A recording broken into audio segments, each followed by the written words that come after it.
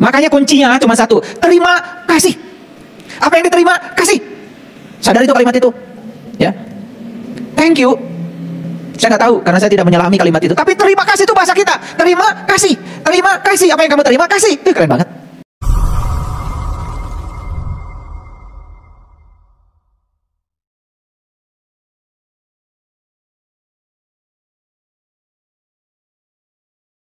Gak mau lagi kembali pada keburukan yang lama. Gak mau. Kenapa? Kenapa? Udah merasakan kan? Bagus gak melakukan keburukan di masa lalu? Bagus. Itulah kesempurnaan. Karena kalian tidak akan pernah bisa berubah kalau tidak merasakan. Itu yang disebut dengan dinamika. Itu namanya evolusi kesadaran. Makanya tidak boleh ada penghakiman. Biarkan semua berjalan. Biarkan semua berjalan. Karena di setiap pilihan ada sebuah risiko yang harus ditanggung. Kira-kira dari penjelasan yang ini, terasa nggak ada terasa nggak ini menyentuh diri kita? Terasa nggak? Kalau kalian merasakan ini, itu tanda. Ini tanda, tapi tanda awal bahwa kalian sudah mengalami proses menua dalam keadaan mendewasa. Karena di Quran dikatakan banyak sekali anak-anak kecil yang beruban. Tahu nggak anak kecil yang beruban? Iya, beruban sih iya.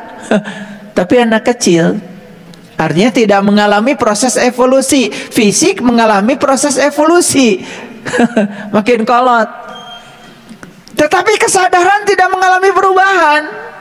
Ini yang berbahaya. Makanya orang-orang yang semacam ini di masa tuanya bingung. Rek maut ke bingung. Ya, komo hirup. Yang kedua, ini ciri yang kedua. Ada keinginan untuk sendirian dan menjauh dari komunitas lama. Begitu seseorang mengalami peningkatan kesadaran, kalau di Quran dikatakan cerita Ashabul Kahfi. Makanya dia itu meninggalkan kebanyakan orang, masuk ke dalam gua yang bisa memberikan keselamatan. Itu sebenarnya proses evolusi kesadaran. Dia tinggalkan kebanyakan orang dan masuk ke dalam gua. Itu sebetulnya cerita tentang perjalanan mengasingkan diri. Karena apa? Karena sudah tidak kuat lagi dengan orang-orang di frekuensi lama. Makanya begitu seseorang sudah mendewasa secara spiritual, maka dia punya keinginan untuk sendirian dan menjauh dari komunitas lama. Untuk para sahabat, kalau tidak mengerti apa yang saya sampaikan, nanti dengar kembali kajian saya tentang menjadi orang asing. Itu ada di YouTube ya, supaya saya tidak mengulang-ulang karena waktu kita terbatas. Apa cirinya? Ciri yang pertama, ketika kesadaran spiritual meningkat, vibrasi atau getaran akan meningkat. Sementara vibrasi atau getaran orang-orang di sekitar kita tidak mengalami itu, maka terjadi kesenjangan. Ngerti maksud saya? Gini nih, kalian meningkat tuh kesadarannya, sementara orang-orang di sekitar gitu-gitu saja, terjebak oleh ritual, hanya mekanistis kayak robot. Begitu kalian meningkat kesadarannya, kan otomatis getaran, vibrasi, energi kalian sudah bukan energi yang lama lagi. Ada perasaan senjang itu, tidak bisa cocok gitu, tidak bisa cocok. Ada nggak perasaan begitu? Nah itu tandanya kalian mendewasa. Itu tanda. Dan jangan kemudian menarik-narik orang di kesadaran rendah ke kesadaran tinggi. Justru kita harus bijaksana melihat mereka. Hati-hati. Karena banyak orang yang tidak bijaksana. Mentang-mentang sudah ma'rifat malah jadi ma'rifat. Ya mulai ya merendahkan orang lain yang tidak sama dengan dirinya. Hati-hati, itu tidak berkesadaran itu namanya. Jadi ada kesenjangan. Nah ketika ada kesenjangan itu otomatis ya ada ketidaknyamanan. Nah oleh karena itu maka akan mencari otomatis teman-teman yang sama frekuensinya. Nah itulah pentingnya sebuah komunitas untuk menyalurkan ya kerinduan itu ya. Yang kedua, ciri yang kedua, menghabiskan waktu bersama komunitas lama akan terasa melelahkan. Jadi gini. Di komunitas lama kan kalian nyaman sekali ngomongin orang. Bahkan di tempat ngaji. Ngomongin tas orang, ngomongin dandangan orang. Jika perlu ustadznya pun diomongin itu. Betul nggak? Itu pecinya ustadz itu kemana? Katanya tiap ceramah nggak pakai peci. Diomongin.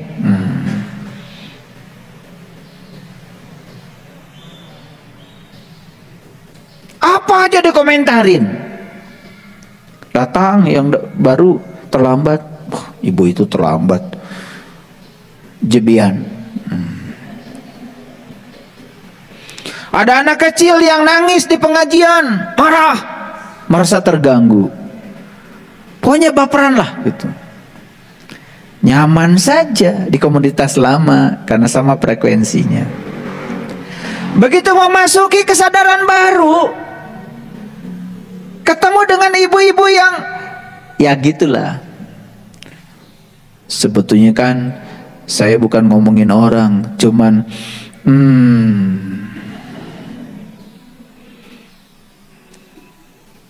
saya nggak gibah kok, cuma nggak nyaman. Itu pengen segera meninggalkan, rasanya lelah tinggal di situ. Kenapa? Ada kesenjangan frekuensi. Gitu nggak kalian? Nah kalau gitu berarti tanda sudah mulai mendewasa. Berbanding luruslah dengan uban. Ya. Nah terutama ketika komunitas lama itu memancarkan energi yang negatif, vibrasi yang negatif, udah terasa banget.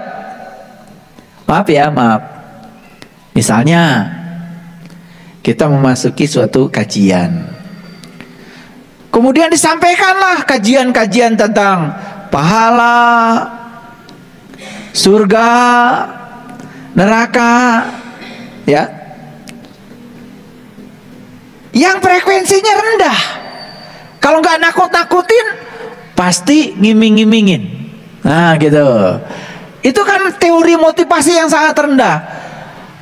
Kalian pasti akan merasa lama di situ. Pengen segera bubar. Kenapa? Tidak ada kesejalanan frekuensi. Orang yang sudah ikhlas, yang ibadahnya kepada Allah itu sudah tidak bermuatan lagi, dikasih iming-iming. Coba, kalau ibu bapak melakukan kebaikan, maka Allah akan kasih pahala. Gak nyaman. Pengen cepat pulang. Karena ada kesenjangan frekuensi, gitu. Nah kalau kalian mengalami kesenjangan itu tanda kalian udah mulai sedikit mendewasa. Seetik belum dewasa.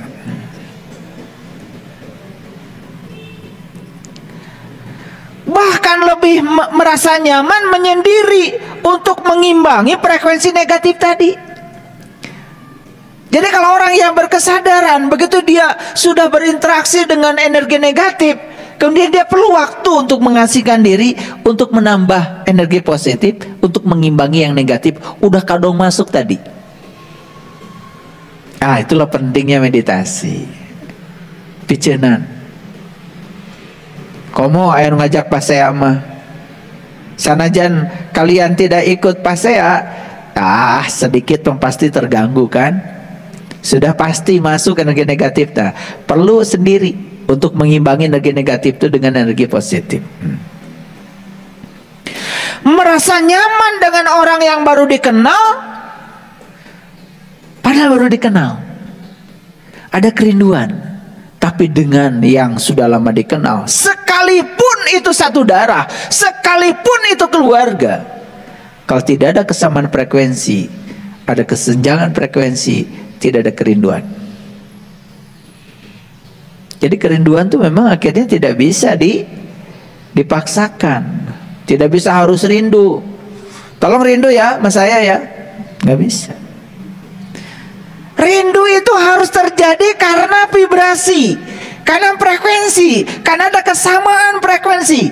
Begitu tidak ada kesamaan frekuensi, tidak ada kerinduan. Jadi nggak bisa dipaksakan. Ya. Makanya banyak sekali yang mengeluh pada saya, ayah, kok pasangan saya kelihatannya tidak cinta sama saya. Minta doanya Allah, ayah, supaya pasangan saya cinta. Eta masih minta doa wiridan katanya supaya cinta. Ya saya kasih wiridanya. Wiridanya ya tentu saja ungkapkan cinta, jangan memaksakan cinta. Itu wiridanya. Tapi bukan dibaca ungkapkan cinta, bukan begitu. Ungkapkan cintamu. Makanya hukum semestanya sederhana. Siapa yang mengungkapkan cinta pasti akan dicintai. Itu aja. Yang kalian lakukan apa? Memaksakan cinta. Baik, yang ketiga, tidak lagi tertarik pada hal-hal palsu dan dangkal dalam hidup. Betul? Jadi kalau ada orang ngomong yang palsu-palsu, keyakinan palsu, ya, surga palsu, neraka mah nggak ada yang palsu, asli kabeh. Akhirat palsu, Lailatul Qadar palsu. Nah, ketika ada yang palsu-palsu itu tidak tertarik lagi. Sudah palsu, dangkal lagi, tidak tertarik lagi. Kenapa? Karena udah tahu yang asli. Sok neterang tas asli, dia bisa tahu mana tas palsu. Anak saya itu yang paling besar, Teh Putri, mau tas kayak apapun kesamaannya dengan yang asli, tetap aja dia tahu itu palsu. Kenapa? Karena dia tahu yang asli. Makanya orang yang senang pada yang palsu, itu tandanya masih palsu. Karena orang yang sudah tahu yang asli tidak tertarik pada yang palsu. Orang yang senang berbicara kedangkalan, itu tandanya masih dangkal. Karena orang yang sudah masuk di kedalaman, dia tidak tertarik lagi bicara soal yang dangkal-dangkal. Lamun ka laut teh, di laut masuk eta mutiara. Di mana mutiara teh? Eta pabalatak di pantai.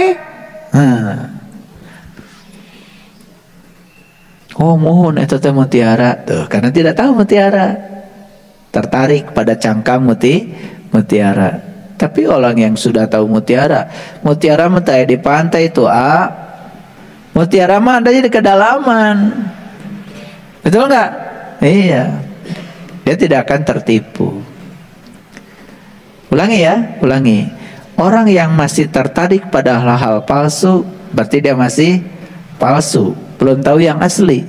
Orang yang tertarik pada hal-hal yang dangkal, itu tandanya masih dangkal, belum pernah menyelami kedalaman. Tetapi pesan dari saya satu, sekalipun kita sudah tahu kedalaman, kalau kita diajak bicara yang dangkal-dangkal, tetap harus hormat sama mereka yang dangkal. Tidak usah memaksakan mereka harus tahu yang ada di kedalaman. Malam yazuk lam ya'rif, yang tidak ngalamin tidak akan paham. Tetap kita harus menjaga rasa hormat pada siapapun. Lebih tertarik pada hal-hal yang alami, yang tulus, yang bersih, yang penuh dengan kemurnian. Betul nggak?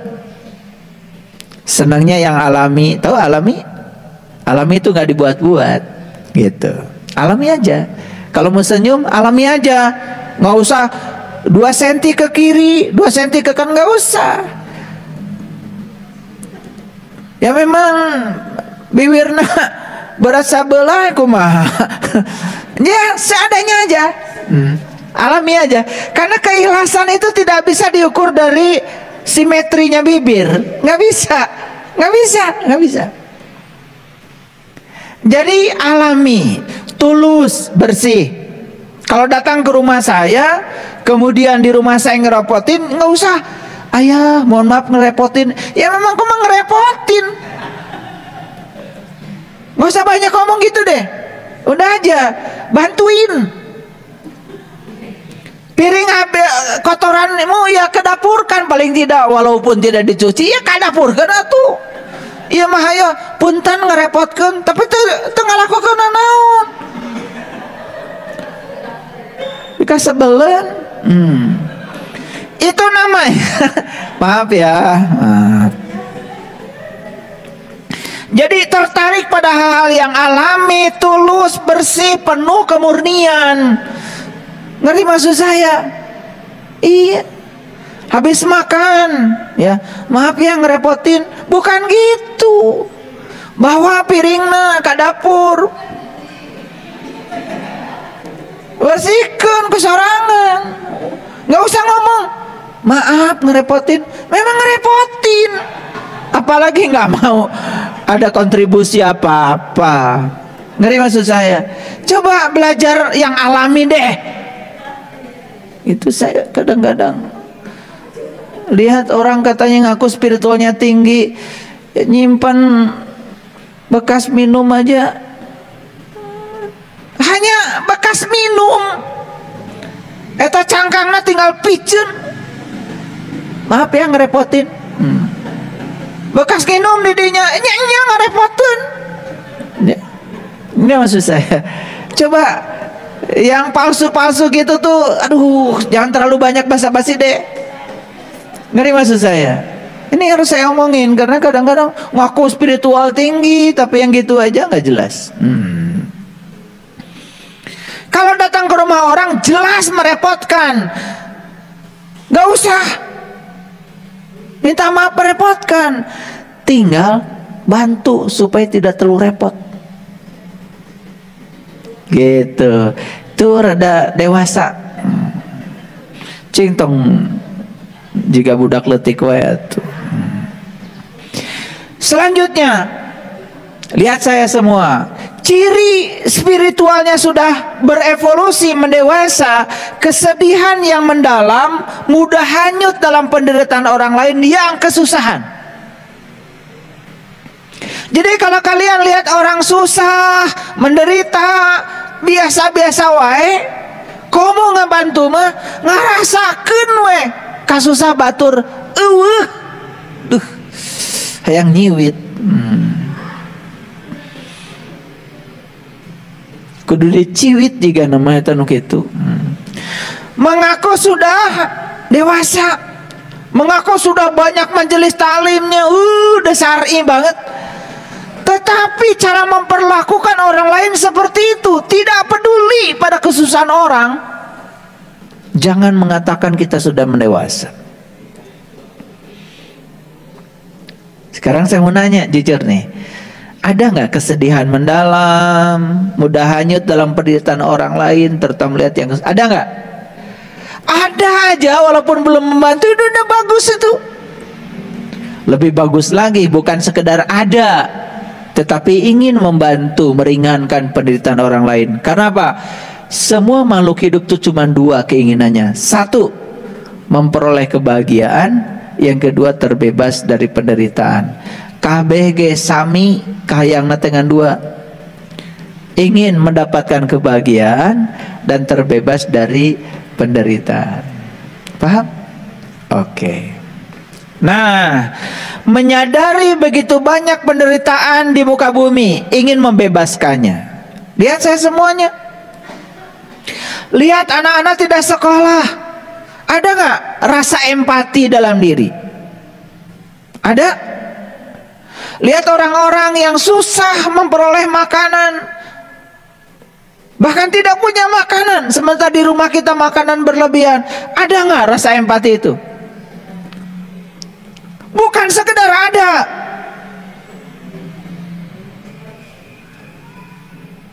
wartina mulai terpanggil. Itu yang saya ajak. Kenapa saya bikin BSI Peduli?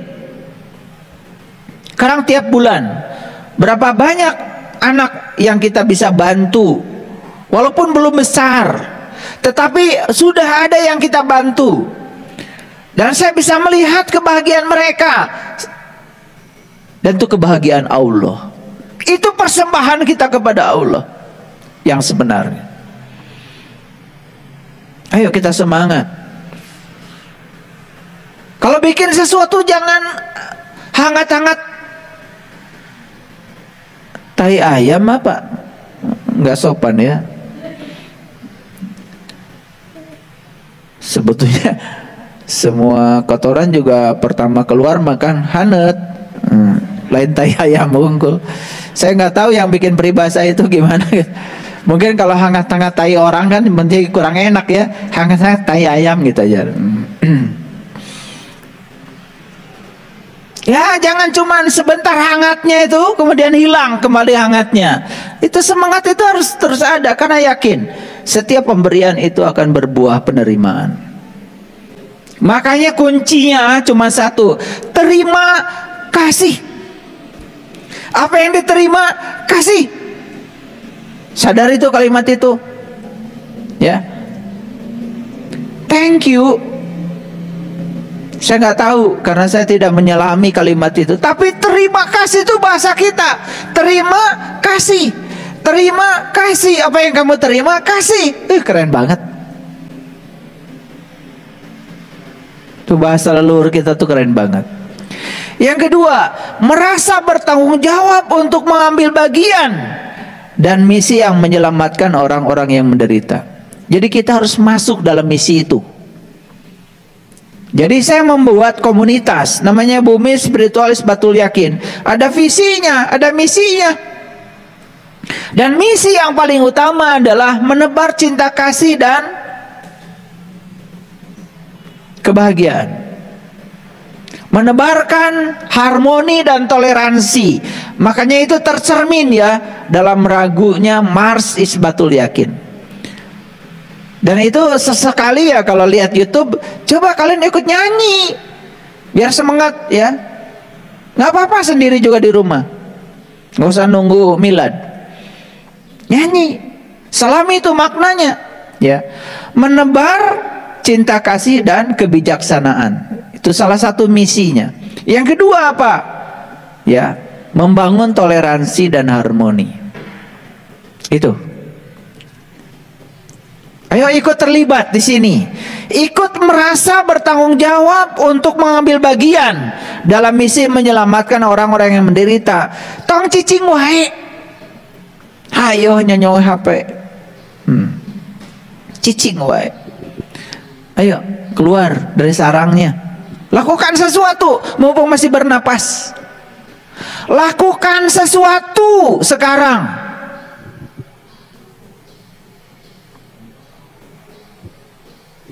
Saya sampai kayak gini saya ngajak kalian semua. Selanjutnya, ciri yang sudah mendewasa, menua dan mendewasa, mempunyai keinginan yang tinggi untuk membuat dunia menjadi tempat yang lebih baik. Piraku atuh. Dimanapun kalian tinggal, masa tidak ada sedikit pun keinginan tergerak untuk mempercantik dunia yang sudah cantik ini. Makanya istilah leluhur kita memayu hayuning bawono, mempercantik dunia yang sudah cantik. Ayo deh ikut kontribusi mempercantik dunia yang sudah cantik ini. Tong cicing wae. Cicing weh.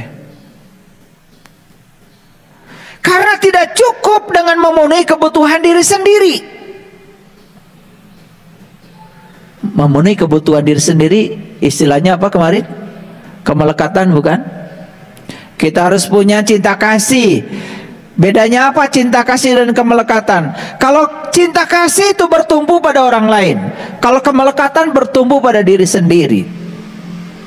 Nulung kanu butuh, nalang kanu susah, nyangan kanu poeken, ngahudangkan kanu sare, nganter kanu keung, nepak kanu poho. Jelas sekali ya pepatah leluhur kita. Selalu menjadi sumber cinta dan kasih bagi semesta. Itu yang disebut dengan manusia yang rahmatan lil alamin, yang sudah saya bahas kemarin. Ngaku manusia rahmatan lil alamin, doa wae, ya Allah ampunilah kelompok kami, kasihanilah kelompok kami, nusajan makan ya Allah. Nukia ngaku rahmatan lil alamin. Ganti coba doa itu, rahayu sagung dumadi. Semoga seluruh makhluk hidup yang kelihatan di setiap ruang dan waktu, di semua tingkatan berbahagia. Itu doa. Ya Allah, keluarga abdi ya Allah, bahagiakan. Tatangi mawi hos ya Allah, daya urusan sareng abdi. Ngaku rahmatan lil alamin, menyampaikan selamat saja sama orang lain harus sama keyakinannya. Aneh. Silahkan menyampaikan selamat pada orang yang berbeda keyakinan, merayakan hari besarnya, ucapkan selamat, gak apa-apa. Tidak mengganggu keimanan kita, tidak mengganggu keyakinan kita. Kita harus yakin pilihan keyakinan kita tanpa harus menyalahkan pilihan keyakinan orang lain.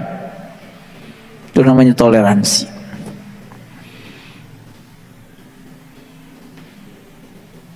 Menyadari bahwa kehadirannya di dunia ini untuk melakukan perubahan.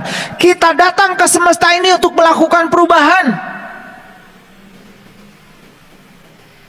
Dari mana perubahan dimulai? Dari Anda sendiri. Dari situ mulainya. Makanya kalau ada masalah, jangan cari jalan keluar, cari jalan ke dalam. Selama ini salah selalu. Kalau ada masalah cari jalan keluar, makanya keluar wae, nyalahkeun batur. Kalau ada masalah cari jalan ke dalam. Lihat saya semuanya. Tadi pagi saya dapat WA macam-macam. Ya. Ada yang tanya, "Ayah gimana jalan keluarnya?" Tuh, pertanyaan ini salah. Kalau ada masalah cari jalan ke dalam, jangan cari jalan keluar. Anak saya nakal, gimana jalan keluarnya? Nyalahkan budak. Kalau jalan ke dalam, enggak. Jangan-jangan anak saya mewarisi sifat saya. Jangan-jangan anak saya adalah potret dari saya. Jangan-jangan anak saya adalah guru bagi saya, guru kesabaran saya. Semua jalannya ke dalam akan ketemu tuh. Kalau jalannya keluar, tidak akan ketemu. Punya utang, jangan cari jalan keluar, cari jalan ke dalam. Kenapa saya bayar hutang? Tanya dirimu, ada apa? Jangan-jangan ada blocking mental di dalam dirimu yang salah. Karena unggal poe mikiran hutang. Makanya jangan mikirin hutang, berpikir berkelimpahan. Kalau mau berpikir hutang, akan datang potensi-potensi hutang. Kalau berpikir berkelimpahan, hutang kabayar, tabungan nambah. Dirubah cara mikirna. Makanya kalau punya hutang, jangan mikirin hutang, berpikir berkelimpahan. Saya juga punya cicilan, sama. Tara di pikiran. Biarkan saja Allah yang nyicil. Dasadena genu Allah. Sanes nu abdi. Betul nggak? Iya, makanya kalau ijab kabul di leasing, ya Allah, iya motor teh sanes nu abdi kagungan Allah. Punten Allah nu nyicilna. Gitu. Al-Fatihah gitu. Kayak ilmu ngiridit gitu. Pasti lunas. Ilmu ngiridit aja nggak tahu. Betul nggak? Iya. Makanya takut diambil oleh leasing. Benar-benar rasa takut itu mengundang. Akibatnya benar-benar teka bayar, dicokot. Nah itu salah sendiri. Itu like attracts like. Ya, gitu. Ada yang tanya sama saya, ayah boleh nggak saya ngeredit yang gede? Boleh. Udah mulai numere, lo mau percaya mah. Nanti juga akan disesuaikan. Betul nggak? Iya. Mau ngeredit uang 5M ke bank boleh? Boleh. Boga naon maneh? Gaduh bumi ada nanti juga appraisal yang naksir. Ya imam maneh teh hargana sakitu. Menang kredit sakieu. Nanti juga ada hukum alamnya yang mengatur. Dari maksud saya. Ya, makanya hidup mah enak kalau semuanya alami, ya. Menyadari bahwa kehadiran kita di dunia ini untuk melakukan perubahan. Sakatu robah. Karena tugas kita datang ke dunia melakukan perubahan. Betul nggak? Berkontribusi dalam perubahan itu. Agak banyak nih kuliah kita hari ini. Yang selanjutnya, kalau orang mulai mendewasa, ada keinginan besar untuk menemukan dan memahami makna hidup, kehidupan dan rahasia alam. Orang yang mulai mendewasa tuh ningali panon poe ge, nah hanya aya panon poe bisa caang, aya naon di ditu teh, pernah naros teh?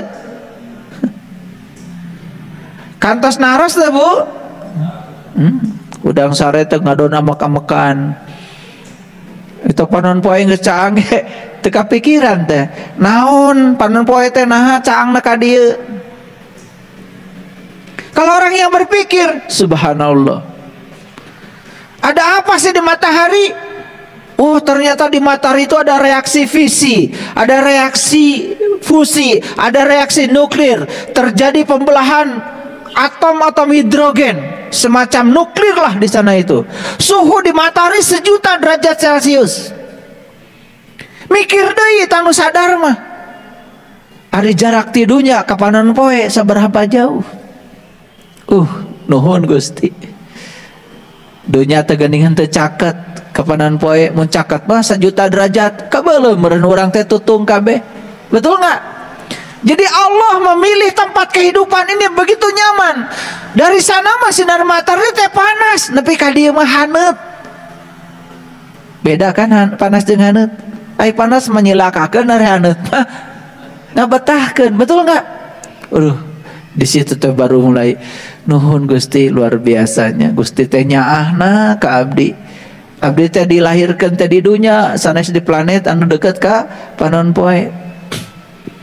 Pernah gitu? Data mikir atuh. Nah, Gusti abdi teh dilahirkan teh di dunya sanes di planet Merkurius. Atau Venus. Mecaket cenah ka panon poe. Betul? Nah, lihat saya semuanya. Begitu kita tidak bertanya, tidak ada jawaban. Sok atuh perhatikan, ada nggak keinginan tuh kalau rahasia alam? Tempo hari saya ngajak ke kebunnya Ayah Asep di Cililin. Saya ajak meditasi daun. Perhatikan daun. Wah, pada nangis semuanya. Padahal ningali daun tekan unggal poe. Saat itu saya bawa meditasi daun, hanya memperhatikan daun sekaligus urat-uratnya. Hanya itu saja. Nangis semuanya, sing salegruk. Kok bisa gitu? Kesadaran. Karena kita selewat ningali daun-daun, betul nggak? Iya. Aduh, di sekitar rumah kita itu tafakuran teh banyak, ibu bapak. Satu helai daun aja yang tumbuh, aduh di tafakuran mah. Nah, bisa jantan di ruang kosong. Kemarin mah aya kembangna, aya kembangan. Betul? Saha atuh nu ngadamelna. Oh, geningan Allah teh aya di nu daun. Tuh, kan gitu, ya.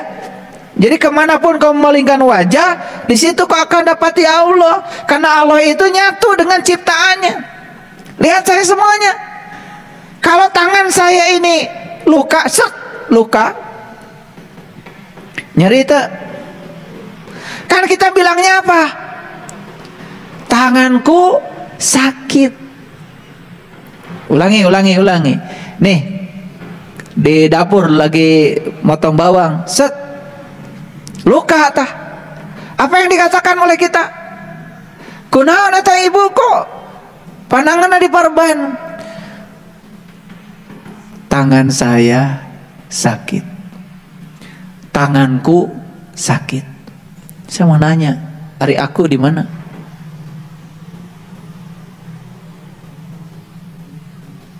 Tuh kan tersadar. Begitu wae itu bisa ngejawab. Marifat kumaha. Tangan terluka. Begitu dikatakan, kenapa kok tangannya begitu?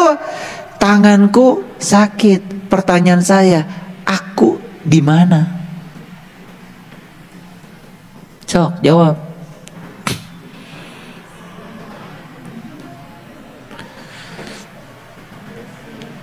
Terus aku teh yang mana?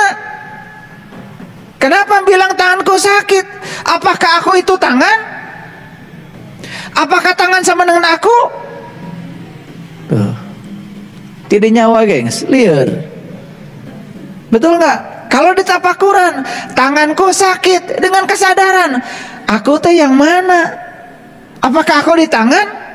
Apakah aku sama dengan tangan? Apakah tangan sama dengan aku?